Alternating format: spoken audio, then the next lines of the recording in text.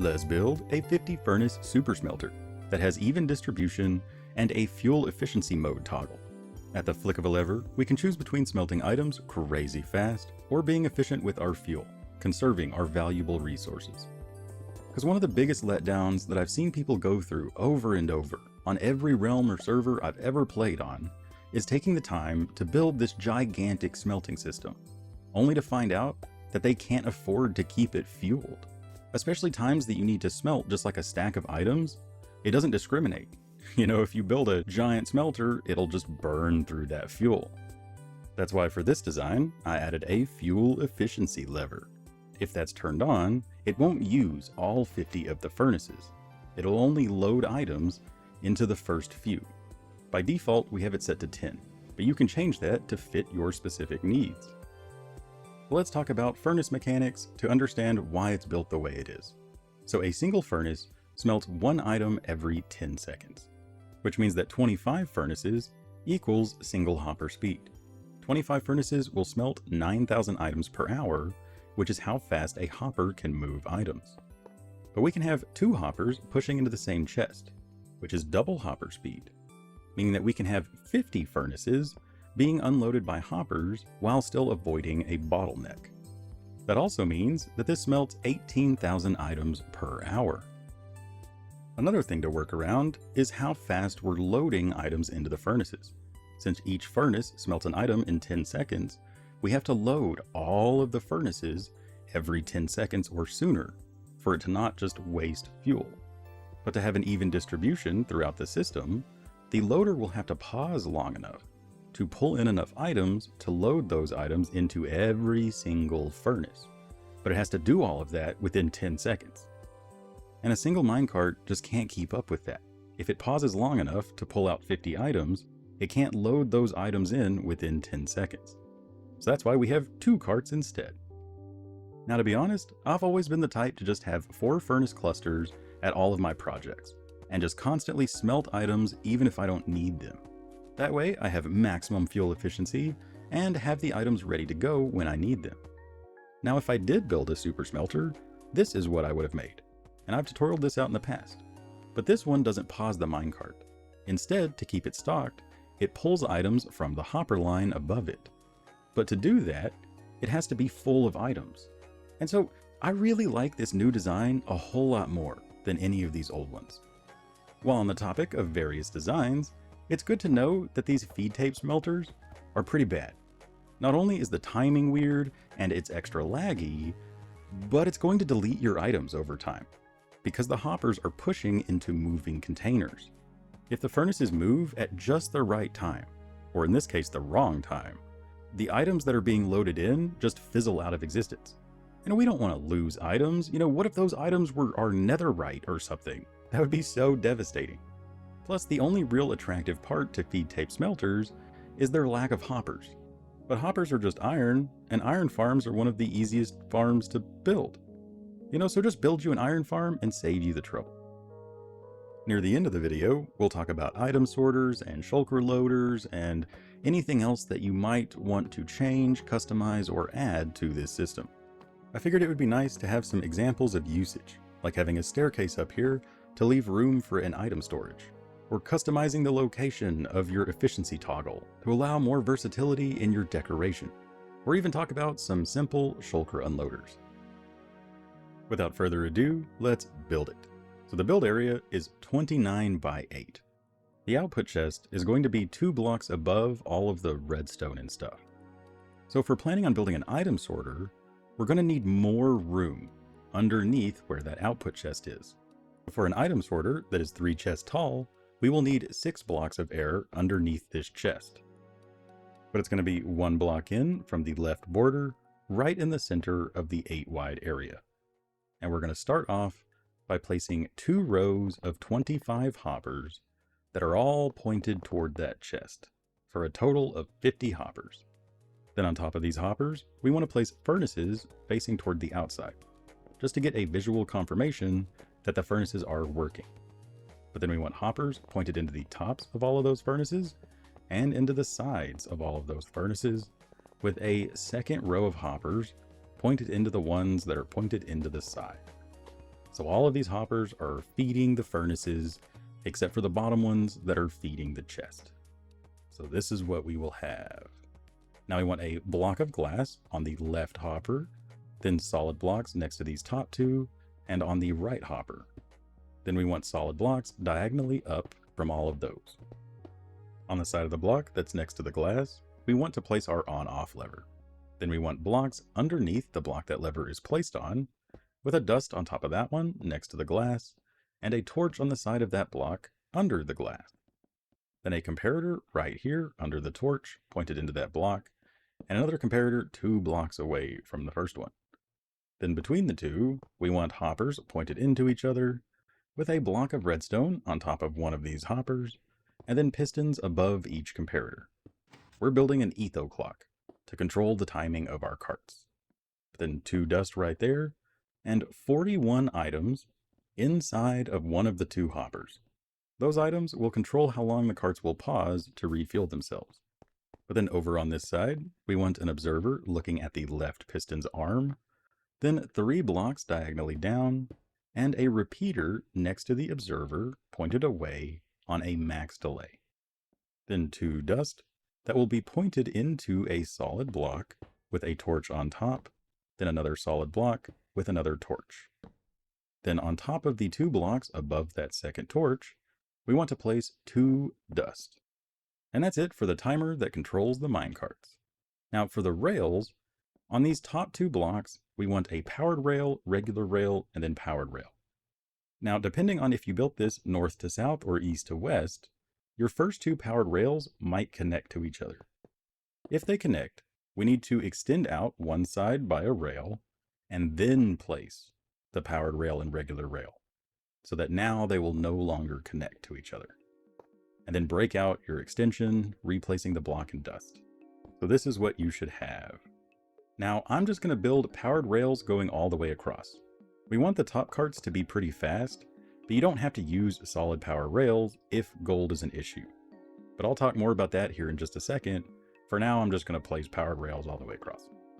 But then here at the very end, we need to extend this out by 1, then go diagonally up with a solid block. Then just connect these rails to the end like so. And if these rails connect to each other, again, just temporarily extend one of the sides, then place that rail, then break your extension and replace the block. Now place levers on these blocks and turn these levers on to power some of the rails. Then we can place a floating block with a lever to power the rest of the rails. We don't want those first 2 rails to be powered, but we want all of the other ones to be powered. The lever powers the rails under itself and under the block that it's powering. Now if gold is an issue, you can replace most of these with regular rails. You will need more floating blocks with levers to power the different sections, but we want multiple powered rails at the end and near the beginning, so that it gets enough speed boost to actually make it all the way across. So it's up to you if you want to thin these out or not. Now on this side, we're going to count 5 furnaces and then place a solid block on top of the 6th furnace's hopper, and then go all the way down aligned with the furnaces on both sides. That is, if you want 10 furnaces to be your fuel saver mode. Each furnace that has a block next to it will be disabled when the fuel saver mode is turned on. So if you want more or less furnaces to be active during the fuel saver mode, place more or less blocks accordingly. But then place dust on top of all of those blocks like so. All of those blocks and dust will simply lock the hoppers when the dust is powered, preventing them from being loaded. Then starting on top of this glass, we want a powered rail, a regular rail, and then 5 more powered rails. To power this cluster, we're going to place a block next to one of these rails with a lever on it and turn that lever on. And now this section is for your fuel loader, which doesn't have to be as fast.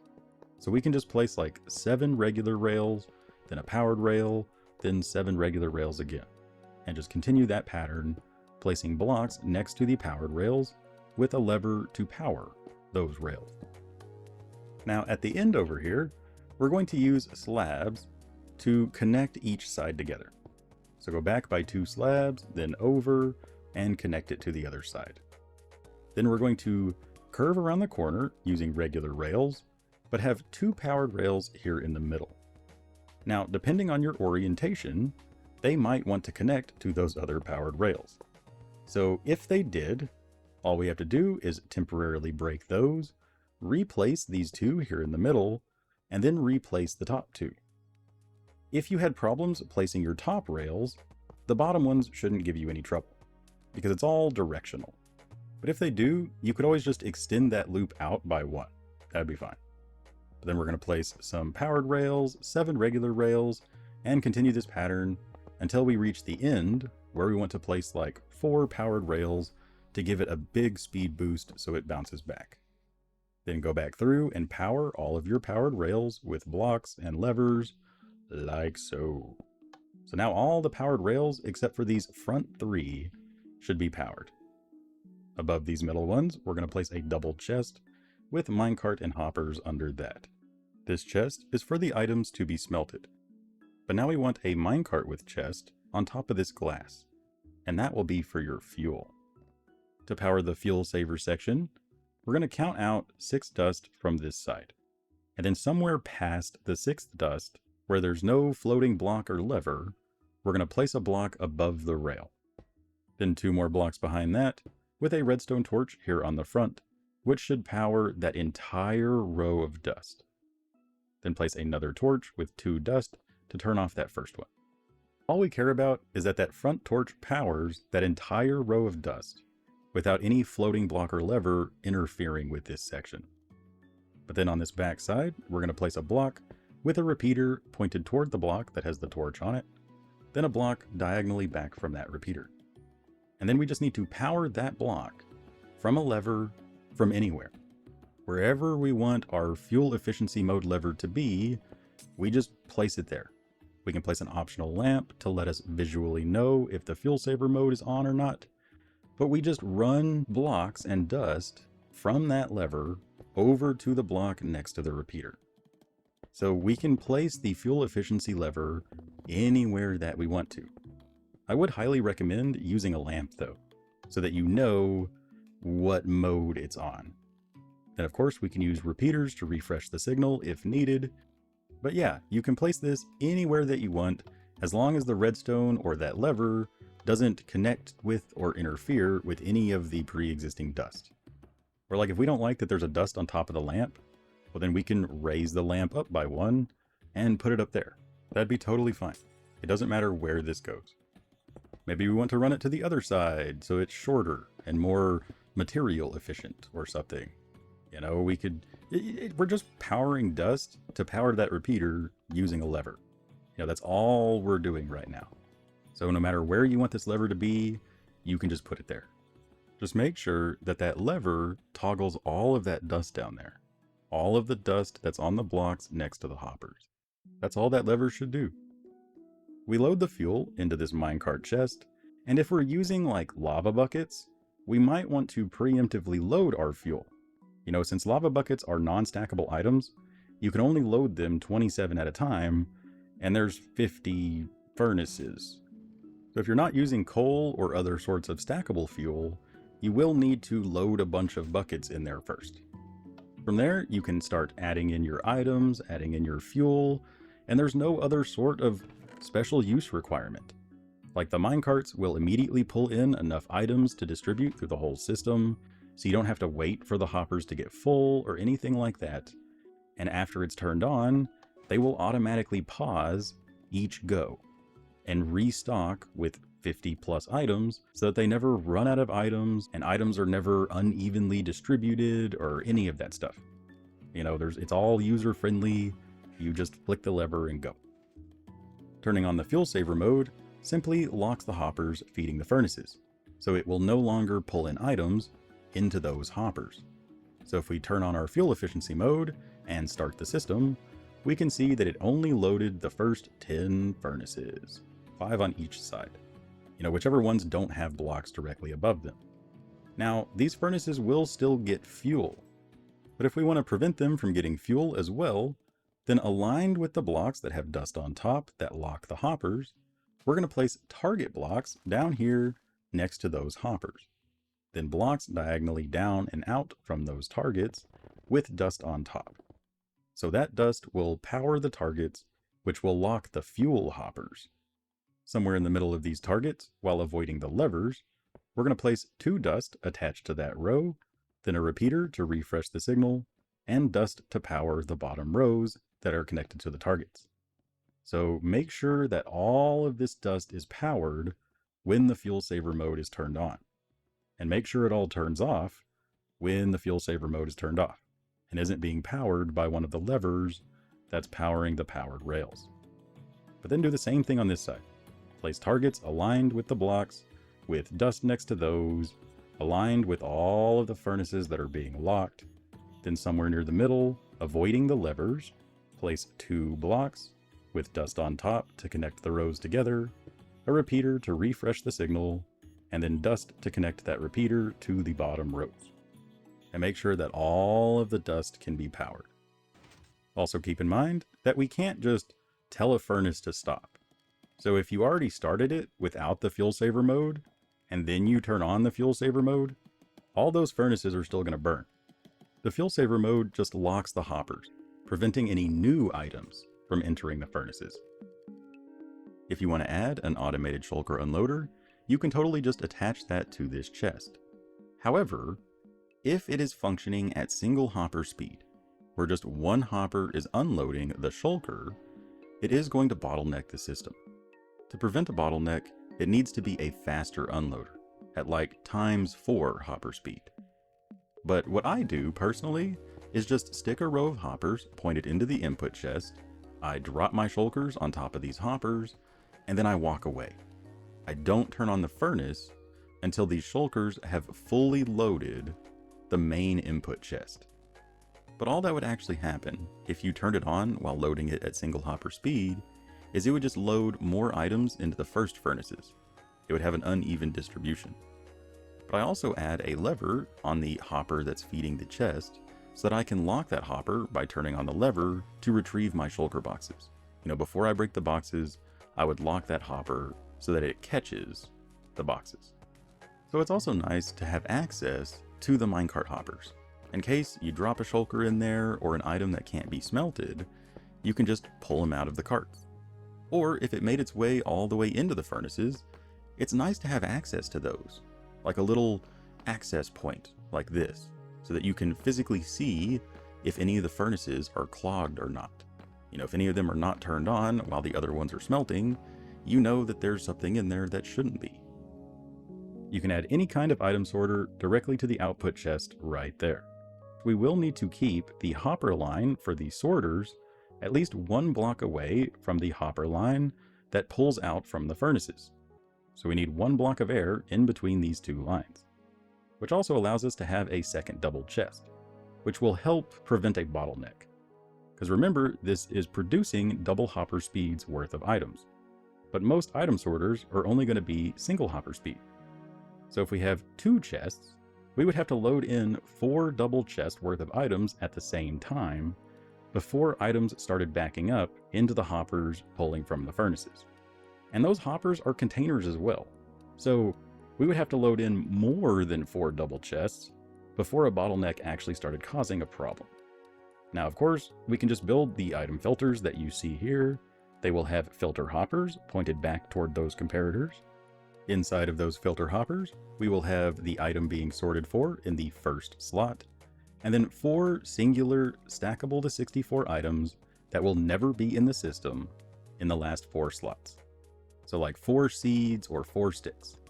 And there will always be 41 of the item being sorted for trapped in the first slot. That's what makes it overflow protected. Never add any more filler items, or it's no longer overflow protected. After we program all of our filter hoppers, we'll have either chests here in the front or shulker boxes. You could use this as a makeshift shulker loader, or you could build a fancier shulker loader if you want to. That would be fine. Then of course, here at the end, we need some kind of overflow that's just hoppers pointed into chests with no redstone to catch all the items that get skipped or aren't being sorted for. Just know that most item sorters are plug and play. It's very easy to mix and match different styles to end up with the storage that you're looking for. Loaders, unloaders, filters, slot sorters, they're all just like parasites that plug onto an item line and then just steal items from that line along the way. An item line being just a row of hoppers moving items, or a water stream just moving items along. It's all very plug and play and super simple once you start digging into it. You can check out this playlist to see some examples of different combinations and different item sorters. As for a faster shulker unloader, I have been contemplating that for a while now, so I'll try to get on that, get it done, as well as figure out an easy way to connect it to this system. So I will be sure to post that in the comments or something when I finish it, just in case you're interested. But that's all we got for this episode. I really hope you enjoyed. If you did, don't forget to like, favorite, share, and subscribe. Always remember that you are totally awesome. But above all, don't forget to have fun. Bye-bye.